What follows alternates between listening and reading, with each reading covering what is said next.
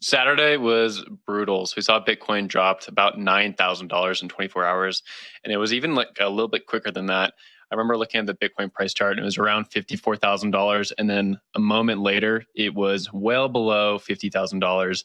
On some exchanges, it hit as low as $42,000. And I saw some Twitter threads where it said there was some even bad exchanges where Bitcoin broke into the 30s, which is pretty low.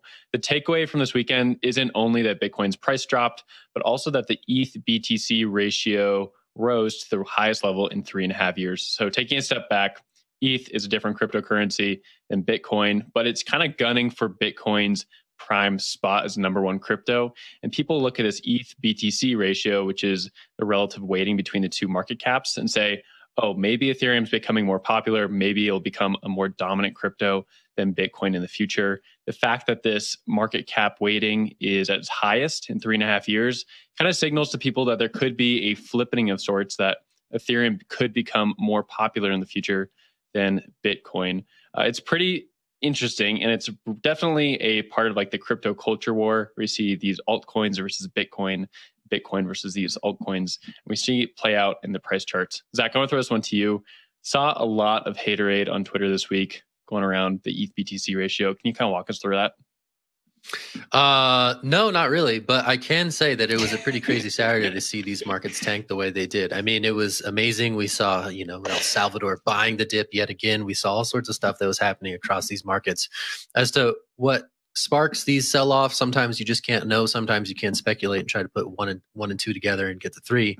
But really, it's just pretty crazy and really remarkable to see that, still at the tail end of 2021 here, as Bitcoin becomes an increasingly institutional asset, it's still prone to some pretty sharp movements. And we saw that big time. So whether or not Ether sort of picks up the slack and sort of closes that ratio for the long term, I think is to be determined. Obviously, Ether itself has become pretty entrenched in the financial system as well, and I think we're seeing a lot of institutional Ether adoption as well from the big banks and whatnot. So yeah, a lot of activity this weekend. Pretty crazy to see the markets do what they do, and I think it's always that reminder that we don't live in up only territory. Oftentimes down is a facet of this market. So I'm going to toss it to Jen for her take, and I'm going to shout out that pup. Look at that pup back there, by the way. That is one sleepy dog. Oh, he's having a little sleep.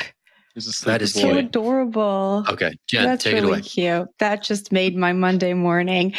So I want to talk about some of the reasons that the article outlined for this possible flippening, and it points towards Bitcoin's proof of work consensus mechanism and the narrative that Bitcoin is, the hedge against inflation. As we start to tighten monetary policies, maybe people are going to look to other cryptos. And I just think, does Bitcoin need a rebrand of sorts? It's just so sad to see this. And there's so many people who are just learning about Bitcoin, and now we're just moving on to bigger and better things. And so I don't know, what would you say to those people, Will? I don't think Bitcoin needs a rebrand. I think that the market's still pretty small in general. If you look at the number of people who hold Bitcoin, it's about 17% of U.S. citizens, according to, I think, a Newsmax or Time publication back during the summer. That's a pretty small percentage. In the U.S. and Western Europe are probably some of the highest levels of adoption. Yeah, I know it's a pretty high number for the U.S. and for Western Europe, and you might see some larger numbers in East Asian countries as well. But if you look at the larger global map, like Bitcoin, Ethereum, crypto, all these things are still very tiny. So I think this pie has a lot of room to grow, and I don't think we can really say, oh, you need to rebrand or you need to change this or that. Like, everyone definitely has put their bets on the table. Bitcoin's very conservative. Ethereum's kind of breaking things, moving along quickly. But I don't think it's time to call for any changes in development strategy. But Naomi, what is your thoughts on that? I think it's kind of interesting and exciting to see all this competition in money and people experimenting in different ways and the market will decide what it values more. And it's very interesting to watch it play out. I don't think Ethereum's going to flip Bitcoin anytime soon. A lot of things would have to change for that to occur. A lot of people are getting into crypto primarily as an inflation hedge, not as a gambling tool. And Ethereum really facilitates the latter.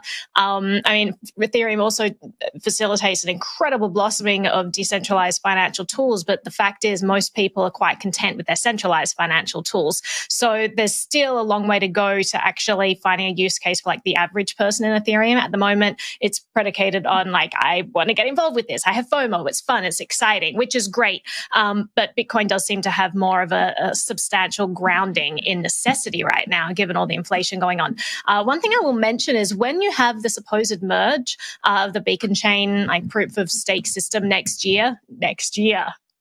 Right. Well, let's say it does happen next year. I have some questions about what's going to happen with that, because Ethereum Classic is still a major chain. It's like 36 or something. Like, it's ridiculously high for something that was meant to be rolled back. And then we're like, no, we're all moving on to here. People have kept Ethereum Classic alive a lot longer than I thought it would be. What's going to happen with this? If Ethereum goes over and says, listen, we're proof of stake now, you think that all of those miners are going to be like, well, I'll just throw all my ASICs out. But they're probably going to have a substantial amount of hash power still on the Ethereum network, and people are going to probably keep that alive too. So a lot of the reasoning for people keeping Ethereum Classic around, like I remember a lot of friends being like, I'm putting all my money into this, because they were like, listen, this is basically the same chain. They're going to be backporting all of the changes going on in Ethereum. So what's the difference there? It's just a lot cheaper right now. I could see a lot of room for upside. So it is interesting to see what's going to happen when that kind of splits. We talk about it as emerging, but really it's going to split into proof of stake, proof of work. What's going to happen? Is the value going to split? Like, there are a lot of things that could come into play when that does happen.